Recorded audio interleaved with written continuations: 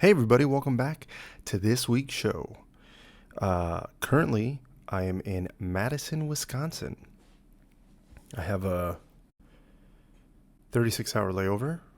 I got here yesterday night, and then I have all day today.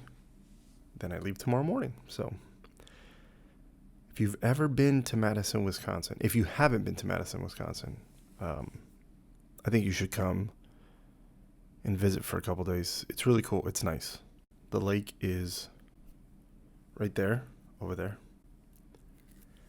And when it warms up, everybody says there's a lot to do. Even when it's cold, there's a lot to do. But, it's cold. So let's get into the show. Remember, follow me on Instagram at The Jesus Show NTO. Facebook, type in The Jesus Show, not that one. TikTok, at The Jesus Show, not that one. YouTube, type in The Jesus Show, not that one. And email me your questions, comments, and concerns. TheJesusShowNTO@gmail.com. All right. Have you guys seen, I think I said this on a previous episode. Have you guys watched Welcome to Wrexham? It's the team that Ryan Reynolds and Rob McElhenney, they bought. And they play in Wales, in Wrexham. And there was a Welcome to Wrexham Hulu series. And it follows them purchasing Rob McElhenney and Ryan Reynolds. It follows them purchasing Wrexham FC and what happens, coaching decisions, what's going on with players. It's a really well done docuseries. I can't remember how I started watching it or what prompted me. Maybe I'm assuming it was because I was I follow Ryan Reynolds and Rob McElhenney. And I believe Rob was talking about it on the Always Sunny in Philadelphia podcast. And I'm sure he said something, and then I was like, oh, let me check it out. So I did. I watched the first season, loved it. And then I started following the team. And then I think they announced that they're going to have a second season. I don't know what to call it. A second season? A continuation? Following Wrexham and what's going on. But just yesterday, they won the league. And the top team automatically gets promoted. And then the other teams, I can't remember how many teams play in a playoff, but they play in a playoff and then they see who gets promoted as well to the next tier. I think it's like the fourth tier. I think it goes the Premier League, the English Premier League, and then the Champions, and then there's like two more, and then where Wrexham plays. So they have, in Europe, they have this tier system. If you're not familiar with it, where a bottom team, let's say you're on the fifth level, right down here, and the top flight is up here. Here, I'll use this hand. So Wrexham's here.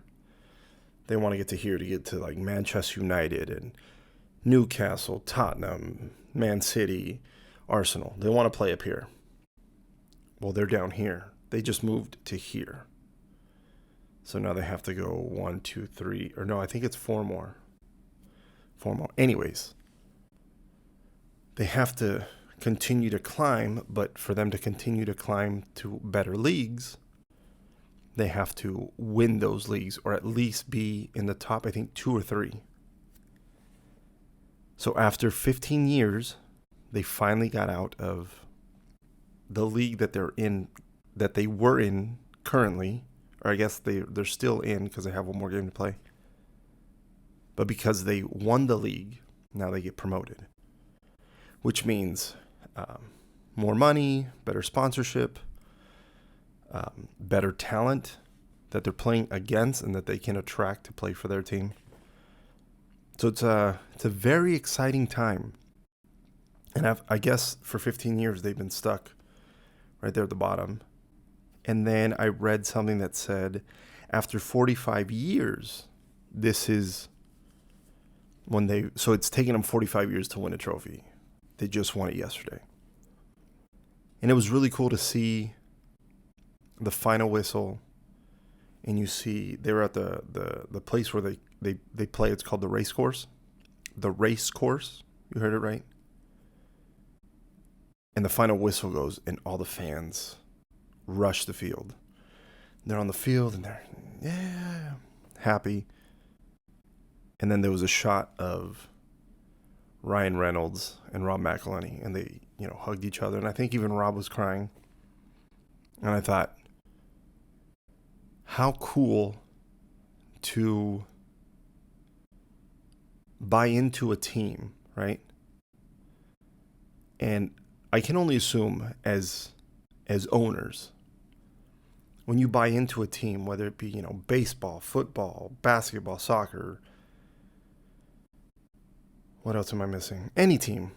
You buy into the team, you want that team to be successful. You want that team to win championships. You want that team, if you're at the bottom, to rise to the top.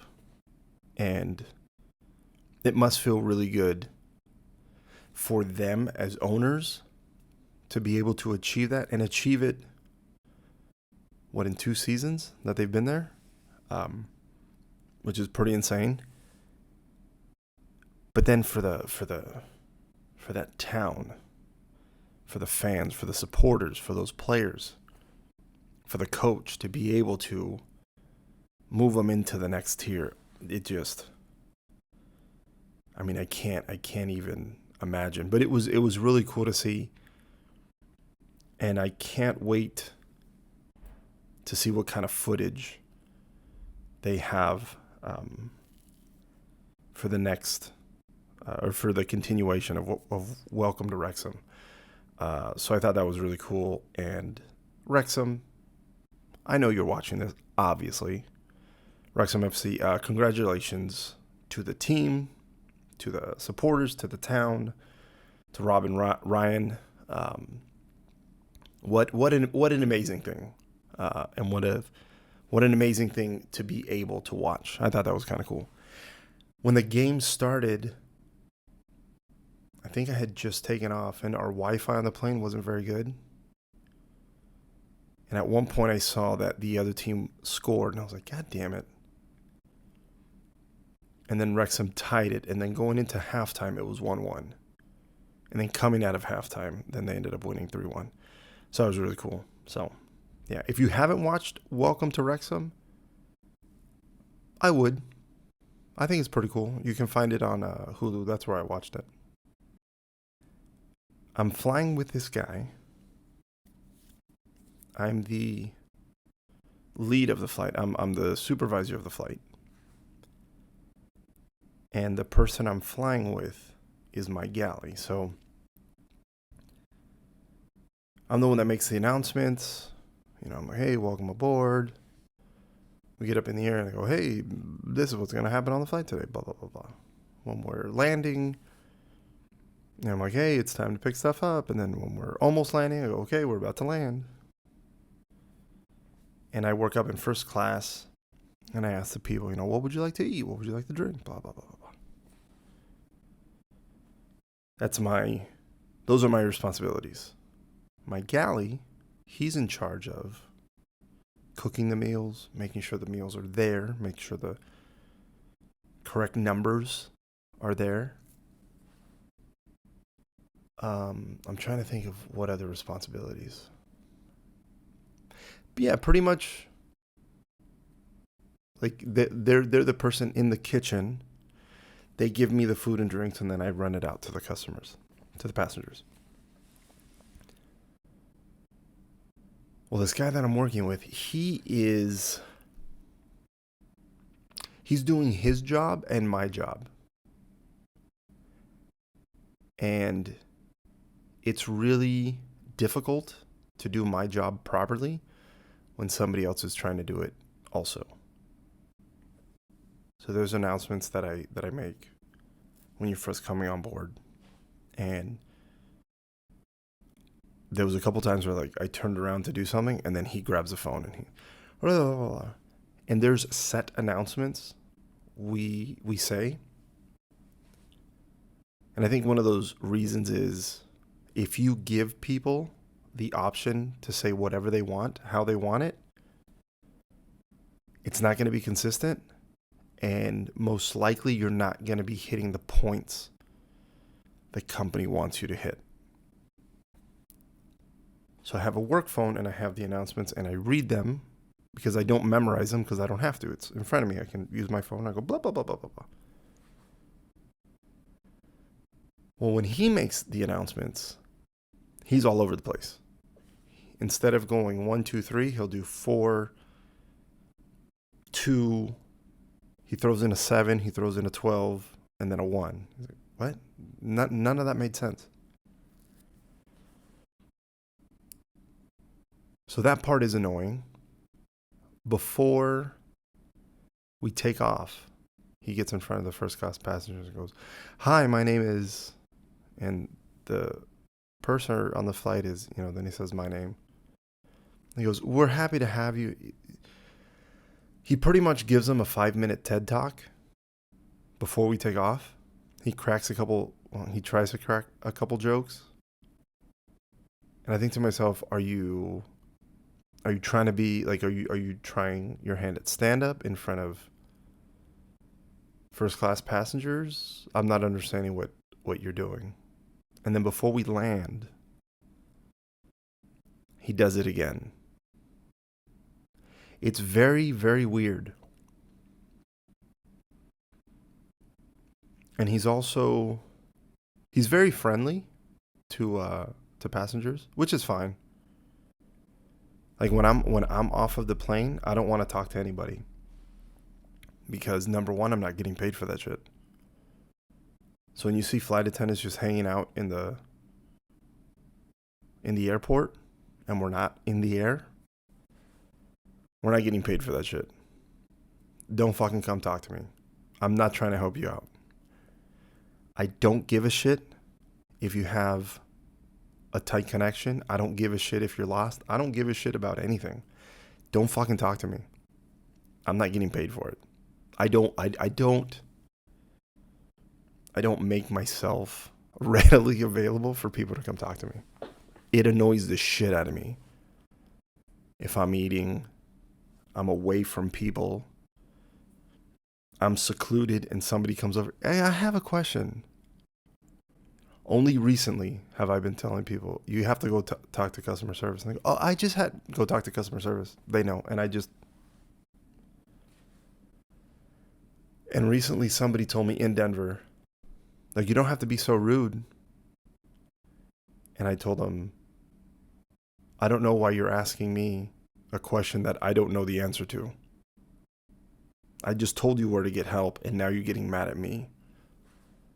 So, they walked off, and I was like, in my head, I'm like, fucking moron. Anyways, so my galley in the not just the boarding area where we're leaving out of, but wherever he sits, he just starts talking to everybody, which is fine. If that's what you want to do, that's on you. But one of our other crew members was sitting with him, and he starts roping her into conversations with these passengers to the point where she told me, she's like, I had to get up and leave. Like, he was making me feel uncomfortable because now he's making me engage with the passengers that I don't want to engage with. I was like, oh, that's shitty. I have to work with him tomorrow for 3 legs, and I'm not looking forward to it. I'm trying to think of how I can address this problem that I have with him, because I don't want him. I hate when people okay, so the plane is not mine. I don't own the plane. That's not my personal plane. I don't give a shit. If you want to make an announcement, fine. The problem is he's making the same announcements I'm making. What bothers me about that is now you're just talking to talk. I feel like he's one of those people that likes to hear his own voice. And I don't even like hearing my own fucking voice when I'm editing this shit. If I could pay somebody to do this shit for me, I would. But because I can't, I have to do it myself. And then he also, the first leg, he had a list.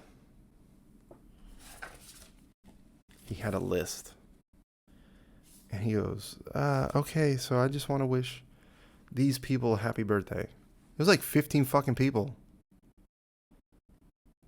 And I told him, I said, what are you doing? And he goes, oh, I thought it's a nice touch. I go, we don't do that. That doesn't, it seems very unprofessional. And then in that happy birthday to 15 fucking people, he goes, oh, and I turned 60 last weekend. And I thought, motherfucker, this isn't about you. And then on the way out, he's hugging everybody, shaking people's hands, which that's fine if you want to do. But the odd part about it is he wears a mask.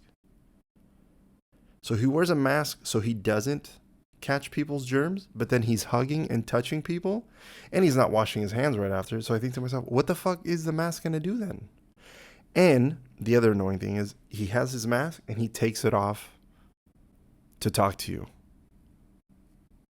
I told him, I said, maybe just take the mask off. He goes, oh no, I don't want anybody's germs. I went, yeah, okay, sure. He's very annoying. And if I can never fly with him again, that would be great. I've flown with some shitty fucking people. But I think he might be the worst. He might be bad enough that I might write into the company and say, hey, somebody needs to talk to this guy. I've never done that in the entire time that I've been working here. Never. And like I said, I've worked with some piece of shit people. I think I'm going to do it. And I'm going to tell him, because I don't want him to think like, oh, who said something. I want him to know that I did it. And I'm going to tell him, like, the last hour of the flight going back home tomorrow, I'm going to tell him, I go, hey man, I'm just going to let you know, like, I'm going to write into this department. And it's not like, we have the option of writing in to this department where we go, hey, this is kind of a problem. And then that department addresses it with the flight attendant. They don't get in trouble. Their supervisor doesn't know. It's like a separate part of the company. It's kind of, I think it's kind of like HR, where they go, hey, look, this is a couple problems that this person has, and they review it and they go, yeah, like, these aren't things we do. Why don't we just give you a little refresher?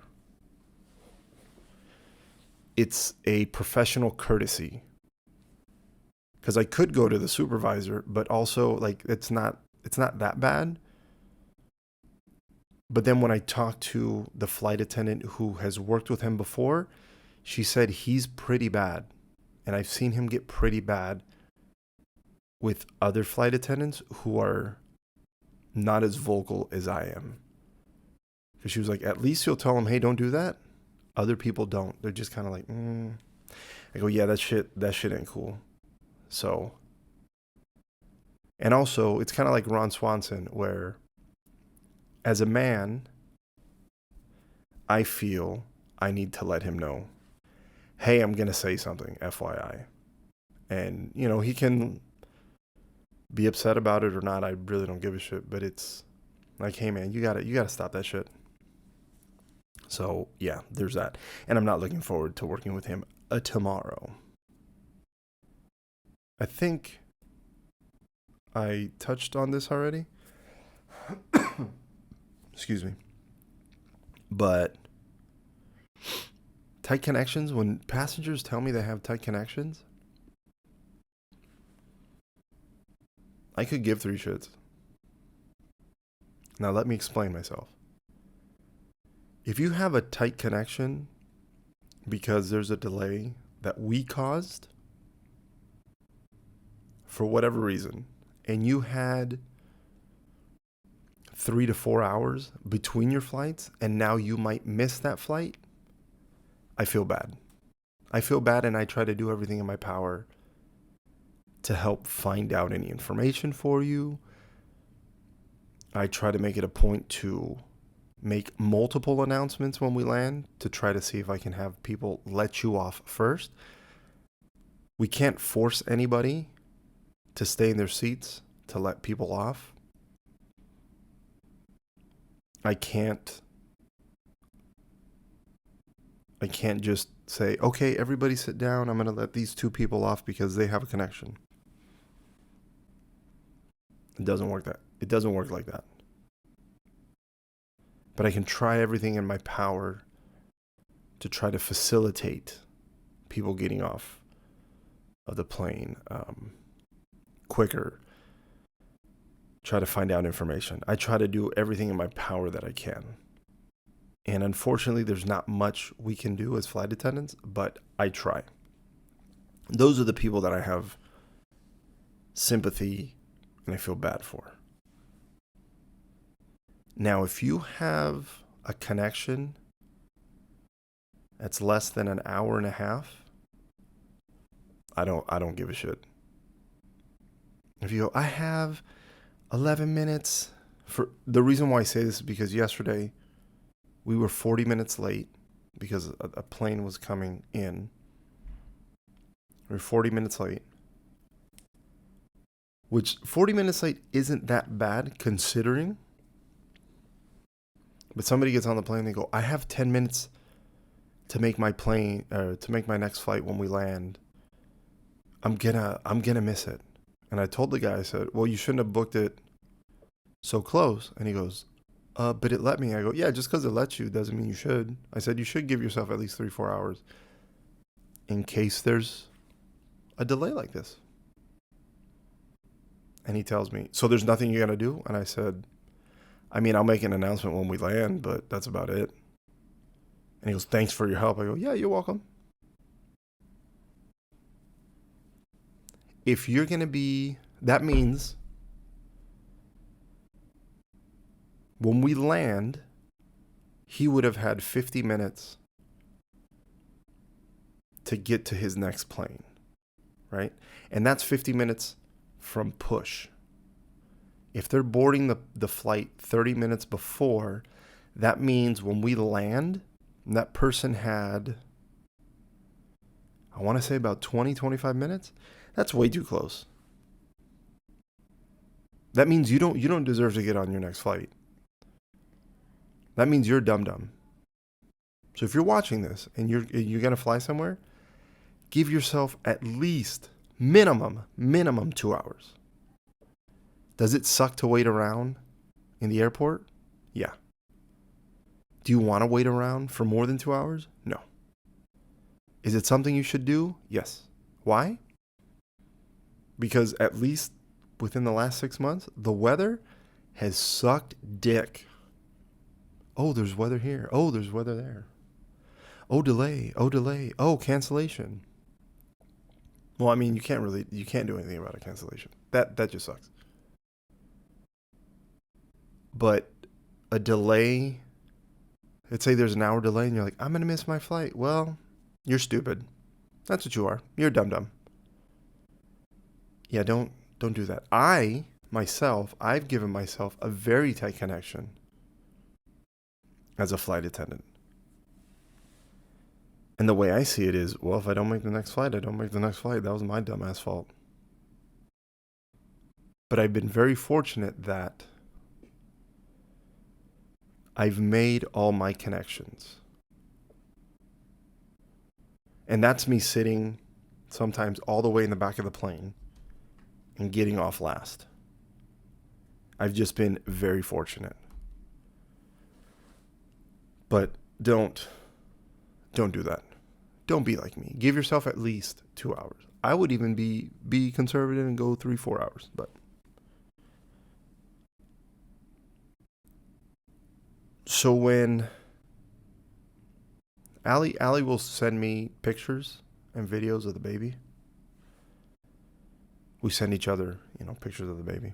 When I'm gone, when she's gone, or if I'm at the gym or anything. I absolutely hate when there's a picture or video of the baby crying. I hate it. I don't know what it is. I don't like to see him upset. Any pictures that I had where the baby is like, nope, I delete them. I tell Allie not to send them to me. Even when there's been a couple where he's being very cute and be like, and then Allie does something and go, hey, and then makes him laugh, and then he goes, ha ha ha. Then he does the turn where he goes from upset to happy. I'll edit out the part where he's upset. I absolutely hate seeing him like that. There's times where I have to piss him off. If I'm trying to get boogers out of his nose in the middle of the night when I'm changing him, and I want him to have a fresh diaper. I'll piss him off, but I fucking hate to see pictures and videos of him crying or upset. And I feel to myself, I feel as if, like, am I being ridiculous? Like, is that dumb? And I go, no, because I don't like it. Like, I don't like it, so I don't want to see it. I don't want to hear it. Like, I don't know. I fucking hate it. Like, it makes me sad when I'm hearing him cry and there's nothing I can do about it. Or better yet, like, I don't like seeing a video or picture of him, because I'm like, why would I keep that? I don't know. Sometimes I feel ridiculous, but then also I go, yeah, but I just don't like it. And then I think to myself, there has to be parents out there that are the same. I can't be the only one. Another example is when we went to go see when we took him to go see the Easter Bunny. I told Allie before we put him on the Easter Bunny's lap, I told her, I said, if he starts crying, I'm taking him right off of the fucking bunny's lap. And she goes, it's fine, don't worry. And I said, no, you don't understand. Absolutely not. And I think it also comes from working at Disneyland, where I saw many kids being thrown at the characters, and the kids are losing their shit because they don't want to have anything to do with the character, because they're like afraid of the character, and they're like, and the parents are like, just take a picture. And I've had characters tell me, I hate when parents do that, because now I'm holding their kid, and I feel like I'm traumatizing the kid, which I'm sure they are. But they go, it makes us uncomfortable. Same thing when we would take pictures over with Santa Claus. There was a Santa Claus, he was really good. If the kid wouldn't stop crying within like 10 seconds, he'd go, okay, we're done. And there was parents that would get really upset. They were like, we waited. And Santa would have to tell them. Santa was very nice. And Santa goes, well, your little one is upset, and I don't want to upset him, and I don't want him to be scared of me. So we're done. We got at least one picture. They're crying. That's fine. But I'm not going to spend 5 minutes traumatizing your child. Same thing where there was some, face characters or fuzzies where, the kid was crying, and they're like, okay, we're done. Well, the face characters can talk, so they said, "Oh, we're done," or "Here you go." The fuzzies would just kind of like, and then back away. Um, but yeah, it's not chill. I don't, I don't enjoy that. I was at the gym today here at the hotel, and there was a woman in the workout area where I was in the room, because this one has two separate rooms. One of them has cardio stuff, a rack that you can do, bench press or squats, and there's a Smith machine. And then in the other room, there's free weights and a bench. Not a bench press, just a bench. And then some other stuff in. So it's two separate rooms. So I was at the other room. This girl comes in, this lady comes in, and she starts working out in the corner. I'm over here. And I kept having to move my dick. And I was doing it. Obviously, I wasn't doing it blatantly. But I was like, moving around. And I feel like when I'm working out that, and at this point, I'm asking other guys, other people with penises, do you feel that you have the smallest dick when you're working out? Because I do. It feels like my dick is inside of me. And sometimes it gets to a position where it's so small that it keeps moving back and forth, and it gets very uncomfortable. And I'm trying to position it. I'm like, okay, can you stay in one place? Because also sometimes when I feel it go inside me, it's uncomfortable. And I'm like, oh, that feels uncomfortable. I'll flick it. I'll tap it. Just to get enough blood that it has some sort of, even a little length, to stay on one side. But then also I think to myself, but I'm not going to sit here and play with my dick in front of everybody, because that's not what I'm trying to do. I'm not trying to play with my dick at the gym. I'm trying to position my dick so that it's in a comfortable position, because it's in a very uncomfortable position. And I think to myself, I look at the other guys in the gym and I think, sometimes I want to be like, do you guys have this dick problem? Does your dick get uncomfortable when you're working out? Because mine does. And I feel, the answer is yes. There has to be at least one other person at the gym when I'm there that would say yeah, clearly. But then also I think to myself, am I the only one? Is my dick that small that it's I'm going to be inside you? Also, sometimes I feel like my balls, I can feel them go inside my body. And I'm like, oh God, what's going on? There's been times where I get on a workout, a piece of workout equipment. And whether I have my legs too close together, then I feel like I'm squishing my balls. And then I'm trying to put my balls in a division sign where it's ball, dick, ball for optimal comfort. It's annoying. And then I thought to myself, is this something I'm going to have to tell my son about? Because nobody ever told me about uncomfortable dick. None of my uncles, friends. I don't even think have I talked? I don't even think I've talked to my brother Greg about uncomfortable dick. It's just one of those things where well, I'll keep it to myself. But maybe uncomfortable dick should be a topic that guys talk about. Oh, hey, when you're trying to do the leg press and you have your feet close together, how your dick and balls feel it's here's your legs, and then it feels like it's getting pushed all the way up, it's being squeezed through a hole, and it's uncomfortable. Oh yeah. How do you deal with that? Well, what I do is And then you do it and you go, oh, yeah, that worked. Or you go, that didn't work for me. You know what I did try? I tried this.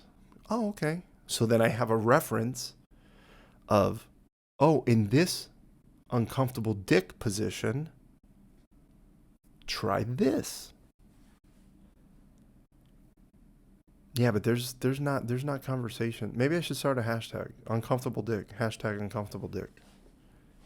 Hashtag uncomfortable dick solutions. Hashtag comfortable dick. I don't know. But I thought about that today when I was at the gym. And I was just like, man, my dick feels like the smallest ever.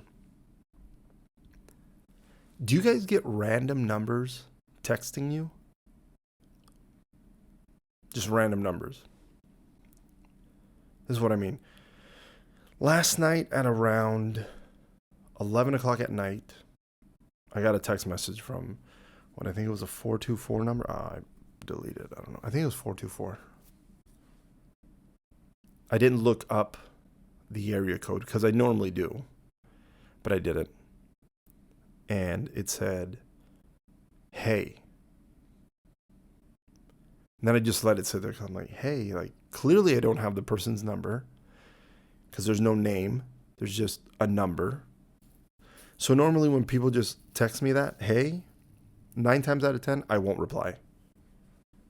And then I've had people tell me like, oh, hey, send, like, they'll text me again like, hey, it's, now they say, hey, it's. I go, oh, well, that's how you should text me. Oh, I thought I had your number. Well, clearly I don't. And some people have gotten upset at me because they go, oh, like, why are you getting so upset? I go, I'm not getting upset. I'm just, you don't know how to text people. There's people that have my number that I've texted, hey, this is Jesse. And then if they were to go, who? I wouldn't get upset. I go, oh, it's, blah, blah, blah, blah, blah. But I've had it where, somebody has said, hey, hey. And I go, who's this? And they go, you don't have my number? And I tell them, clearly I don't. So either you tell me who you are or you don't. I don't give a shit. Like, God, it's, this. I go, okay, that's all you had to say? Like, why are you getting pissed off? Because I don't have you saved in my fucking in my fucking phone? Who the fuck do you think you are that I would save you in my phone? Anyways. So this person says, hey. I don't reply. Then today when I woke up, at some point, I put, who the fuck is this? Which I shouldn't have. Because then the person said, it's Tina. Is this Jesse? Do I have the right contact information? And when the person wrote Jesse, they put an I in my name. And I go, well, my name doesn't have an I. Then I thought to myself, oh, because for our work stuff, if we have a trip and we want somebody to take it, we put it in what we call ads. So you put it in ads. I put my number. So I'm thinking maybe somebody's texting me. So I go, oh. Then I reply, are you trying to take a trip from me? Or are you just trying to talk? The person says, do you live in California? Where in California are you? Then I replied, do you want to talk? Or are you someone from work? And they said, oh, no, I'm just trying to make friends. And I go, fuck you, eat my asshole, now you're blocked. And then I blocked the person. Then I erased the number. But then I thought to myself, like, I've been getting a lot of this shit lately. I'll get random text messages on WhatsApp. And it's always the same thing. I get a bit, oh, hey, John, how are you? I have that $10,000 for you. And for a while, I wouldn't reply. I'd block them and erase it. And then, there's times where I have nothing to do, where I'm on a layover. And I'm like, oh, let me fuck with somebody. And I've been, I say something to the effect of, oh, no, this is, and I go, oh, I'm so sorry. I didn't know. Oh, then they start talking to me. And then I will download the grossest graphic porn images I could find. And mostly it's like women shitting women shitting and pissing in another woman's mouth, or a guy's mouth, or a guy coming on a girl's face that has shit all over her face.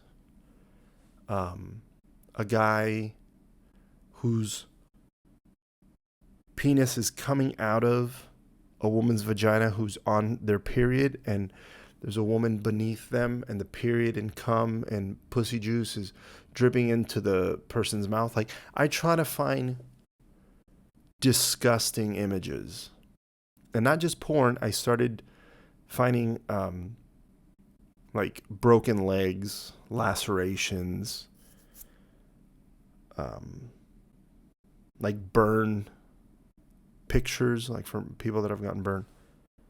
I send that when I find out that the person is, it's a scam, which that's normally what it is. I send that. And then the person doesn't say anything, or a few times they've been like, oh my God, this is so disgusting. I go, yeah, fuck you. Don't text somebody that you don't know. That gives me joy. But I just think to myself, like, why is this a thing now? It feels like it's been happening at least for the past 2 years. Quite often. And I don't understand why. I don't get it. I don't know. Do you guys get that shit? I do. And that's how I deal with it. So, okay, this is what I'm going to leave you with.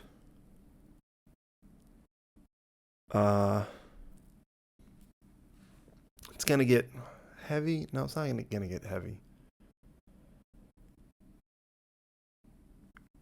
Fuck it. I don't know how to explain this, but I just am.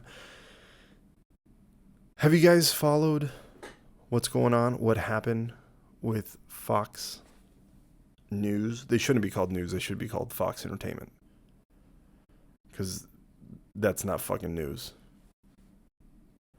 But did you hear what happened with, I believe it was the Dominion voting system lawsuit? If you don't know, Fox was being sued by Dominion, the voting system, because Fox said that the election was stolen. They were pushing the orange babies' lies. And they interviewed Giuliani and his other fucking dumb fuck of a lawyer, and everybody claimed, not everybody, a lot of people on that side, on the Republican side, were claiming that they had all kinds of evidence. The evidence is overwhelming. We have evidence. And even that MyPillow dumb fuck.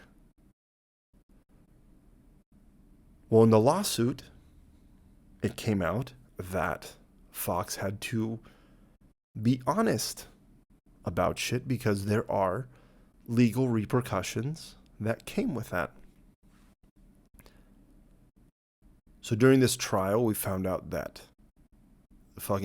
that dumb shit Tucker Carlson was tweeting or texting coworkers how he hates the fucking orange baby, and that, lying to our audiences, and blah blah blah, and all the other dumb fucking anchors on that network, how they all knew it was a lie, and how they felt bad for doing it, but they were still doing it, right? And they settled out of court, and to the tune of, I think, almost $800 million, I think it was. It's an expensive settlement, and good for Dominion for making them pay. Now Smartmatic is going after them. That's the next lawsuit, and I hope things only get worse for Fox. And I hope that they pay Smartmatic like a fucking $1 billion. Now, with all that being said, what I don't understand is people who watch Fox News, people who believed Fox News, they were people that were saying fake news to other news outlets that were reporting things that they didn't like.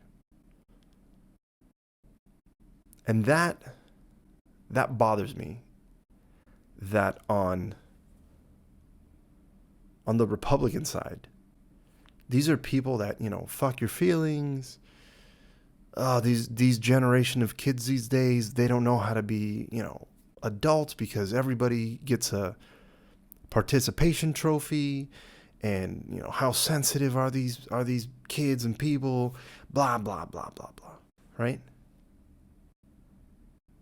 And clearly it's projection, because then if you look at what they're doing is they're calling the things that they don't like, right? So these people that watch Fox News, who believe Fox News, because they don't like that other news outlets are telling the truth, their feelings are being hurt. Their feelings are hurt. So the only way that they can, justify it is they're like, oh, fake news. And the orange fucking baby was one that was saying fake news. Anything he didn't like, because that guy is such a fucking pussy. I don't know how, if you're watching this and you like, or even listening to this, and you like the orange baby, you got fucking problems. Because that person is such a fucking pussy that he can't handle anybody talking shit about him. He talks shit left and right, but then the moment somebody says shit about him, I don't like it. He had his White House was contacting Twitter to make sure they were taking tweets down that made him sound bad. How much of a pussy do you have to be that you can't hear any criticism? How much of a pussy do you have to be that you can talk shit about people, but you don't want people talking shit about you? And there's people out there that go, yeah, that's my guy. So that's one issue. So to all those who were watching Fox and were believing them, now what? Is it just, well, they lied? I don't want to hear a single fucking thing from any of their viewers that say, oh, this news outlet is telling lies. Your news outlet told you lies and you still fucking watch it, you moron. What's wrong with you? Who has hurt you enough that the people lying to you tell you that you just got lied to, and you go, whatever, it's cool? What? And I know it's hard for people to accept they've been lied to. I think it's even harder for people to verbally say it. Hey, I was duped. I remember when I said the election was stolen. It wasn't. I thought it was. Man, they got me good. It's insane. And the other thing that irritates me, bothers me, is when people look at the orange baby and they say, well, we just have different political views. No. I want to make something very, very, very, very clear. If you support the orange baby, the orange dumb fucking pussy, if you support him, you are very un-American. I don't want to hear shit about your opinion ever again. Why? I'll tell you why. This isn't a difference of opinion. This is a person who didn't like the results of an election to the point where he was okay with sending his supporters to overthrow the government. Did you hear what I said? What president or what presidential candidate do you know that you can name that didn't like the results and said, why don't we try to overthrow the government so that I can stay president and or I can become president? Who do you know? Who do you know that's done that? I don't know anybody. I don't know anybody in my lifetime. Let's play this game. What if, well, what you're telling me, this is what these supporters for this dumb fuck, this is what I can take from them saying that they still support him and they're okay with it.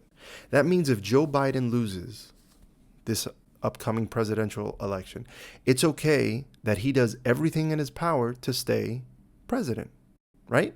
You're cool with it because your guy tried doing it and he failed. But you were okay with it.